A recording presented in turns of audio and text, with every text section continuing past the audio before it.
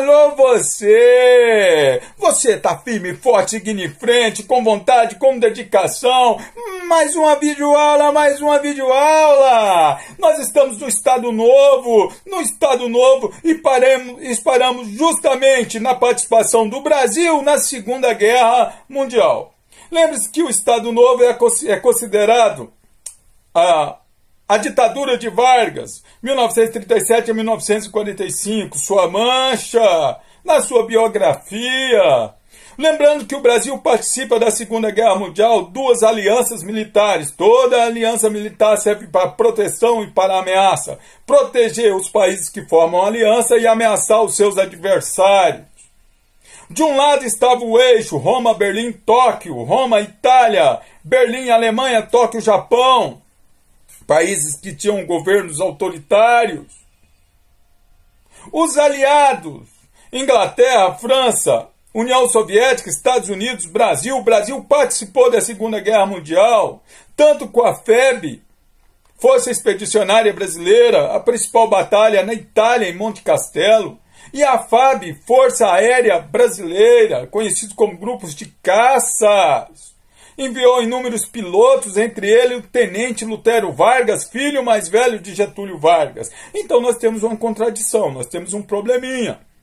Aqui no Brasil, Vargas é autoritário ditatorial, ele está num regime do Estado Novo. Mas quando ele entra na guerra ao lado dos aliados, que lutavam justamente contra esses regimes ditatoriais. Vargas tem convite dos dois lados. Mas ele acaba, de certa forma, unindo força ao lado dos Estados Unidos. E os Estados Unidos, consequentemente, ajudam no desenvolvimento industrial brasileiro com empréstimos.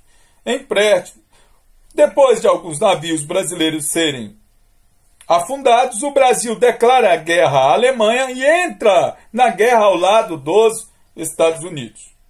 Apesar de Vargas ter um regime ditatorial, se você pegar a história de Vargas, você vai perceber que Vargas é aquilo que o Brasil quer que ele seja. Ele foi revolucionário, líder da Revolução de 30, governou com a Constituição de 34, tornou-se ditador, e agora ele está analisando a possibilidade de acabar com esses regimes totalitários e, consequentemente, continuar no poder, não mais em uma ditadura. Ele não é fixo, ele se movimenta. Vargas tem uma paixão. A paixão de Vargas se chama poder, e ele vai fazer o que for necessário para permanecer no poder. Não deixa de ser uma contradição, mas foi uma decisão de Getúlio Vargas. Com os empréstimos internacionais, conseguidos principalmente com os Estados Unidos, ocorrem grandes construções aqui no Brasil. A CSN, construção da Companhia Siderúrgica Nacional. O mundo está em guerra, precisa de ferro e aço. Então, aqui no Brasil vai ter a construção da CSN, Companhia Siderúrgica Nacional. Companhia Siderúrgica Nacional. E também a construção do Vale do Rio Doce, que naquela época era a maior mineradora do mundo, naquela época. 2 grandes construções. O Brasil vai entrar com minério, ferro, aço. Com a vitória dos aliados na Segunda Guerra Mundial, os regimes totalitários se tornam insustentáveis. Vargas inicia um processo de redemocratização do Brasil. Uma abertura do pluripartidarismo, o retorno das bandeiras estaduais. No Estado Novo, as bandeiras estaduais foram suspensas, ficando a bandeira nacional. Vários partidos são permitidos a retornar à existência política. Ocorre a eleição presidencial. Vargas, teoricamente, não pode concorrer, então ele apoia Dutra. Eurico Gaspar Dutra, muito ligado a Getúlio Vargas. Mas se ele com a mão esquerda ele apoia Dutra, com a mão direita ele manda o povo gritar que querem a permanência de Vargas. É o cremismo. Queremos Vargas, queremos Vargas. Por um lado, ele apoia Dutra, e por outro lado, ele estimula o povo a gritar a permanência de Vargas no poder, o cremismo. Os militares percebem que Vargas está tendo dificuldades, Vargas está tendo dificuldade de sair do poder. Então, consequentemente, acaba tendo a deposição de Vargas. Ele é deposto, tem as eleições e ele consegue eleger seu candidato, Dutra, e acaba tornando-se senador. Então Vargas acaba sendo deposto do poder. Torna-se senador. Elege Dutra, então coloca aí o governo de Dutra. O governo de Dutra, 1946 a 1950. O governo de Dutra, 1946 a 1950. Qual que é a conjuntura internacional do governo de Dutra? É uma nova ordem mundial. Uma bipolarização. De um lado, o mundo está dividido entre os capitalistas e os socialistas. Entre a superpotência Estados Unidos e a superpotência União Soviética, dividida em dois polos. Aqui no Brasil, a Constituição de 1937, a polaca, ela está obsoleta. O Brasil não é mais um regime ditatorial. Então, em 1946, ocorre uma nova Constituição aqui no Brasil. Uma nova Constituição. É a quarta Constituição da República e a quinta Constituição do Brasil.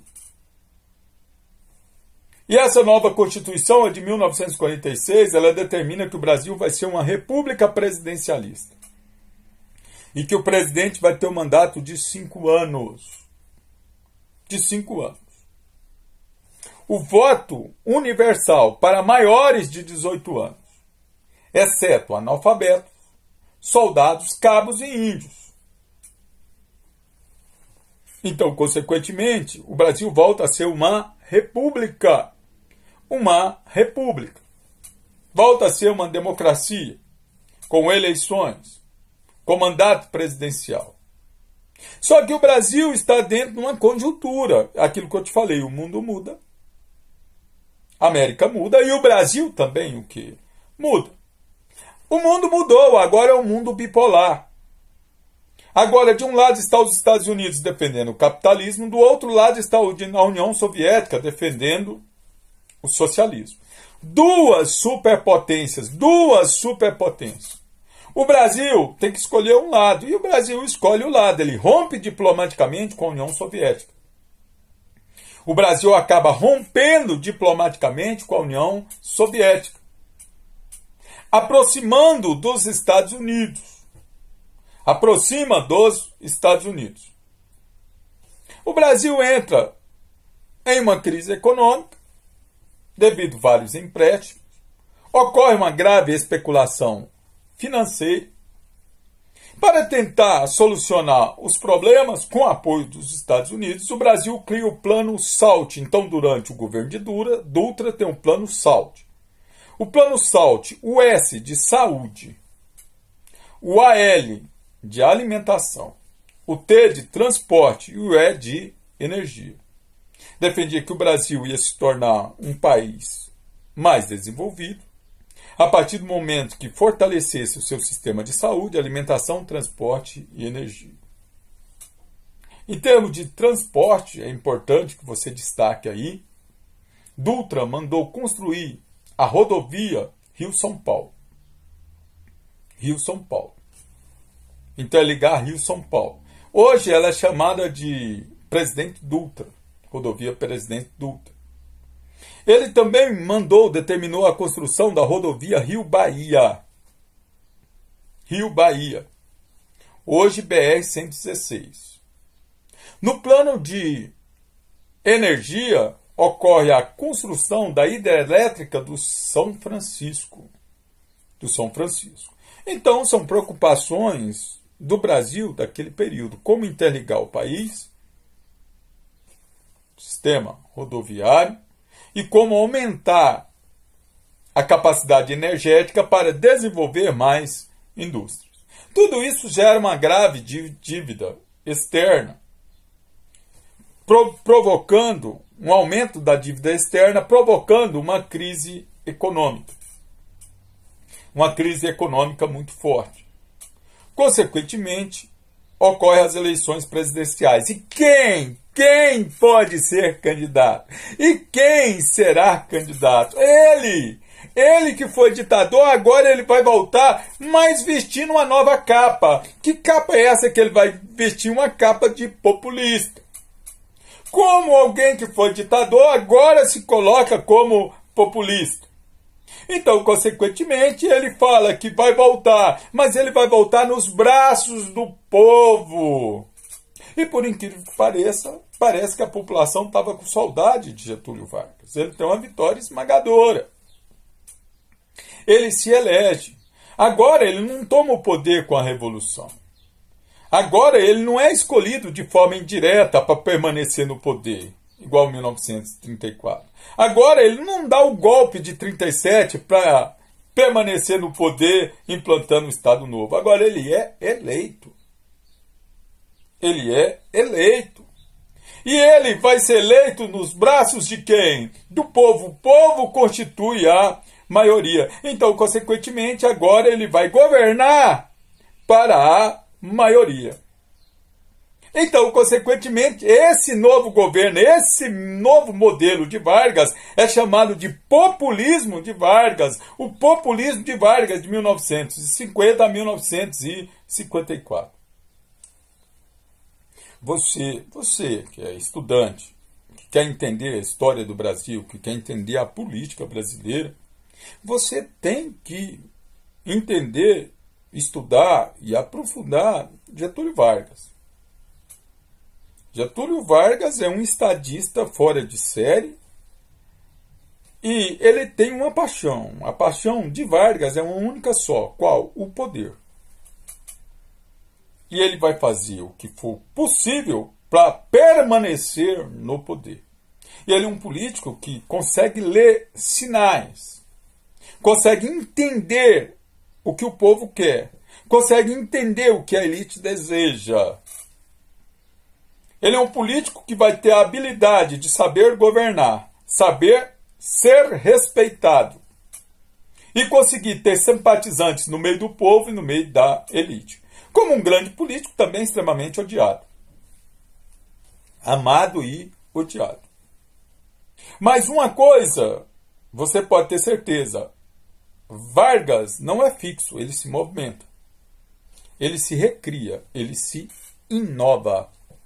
Ele encara a cada momento como uma oportunidade. Ao invés de ele olhar para a dificuldade do momento, ele busca entender o momento e criar soluções que lhe favoreçam. Logicamente, ele consegue mostrar para a população que aquilo que ele está vendo vai favorecê-lo por chegar no poder, mas vai favorecer também aqueles que o ajudarem a chegar no poder. Daí cabe a você uma reflexão. Cabe a você parar e fazer uma reflexão. Como alguém que foi ditador, autoritário, mandão, mandou prender Luiz Carlos Prestes, deportou Olga Benália, grávida, para a Alemanha nazista, perseguiu opositores. Como é que alguém que tem essas características se transforma agora em alguém que é populista? Ele vai ser populista e vai ser nacionalista. Alguém que tem capacidade de ler sinais, entender os momentos, ver para onde a sociedade está caminhando e oferecer para a sociedade aquilo que a sociedade quer. Seja um presidente autoritário, seja um líder revolucionário, seja um líder populista. Vargas vai ser aquilo que a população quiser que ele seja, desde que a população dê para ele o que ele quer. Poder, capacidade de governar, liderar, comandar. Por isso que dificilmente você vai pegar uma aula de história sem parar para estudar Getúlio Vargas. Sucesso e até a próxima videoaula!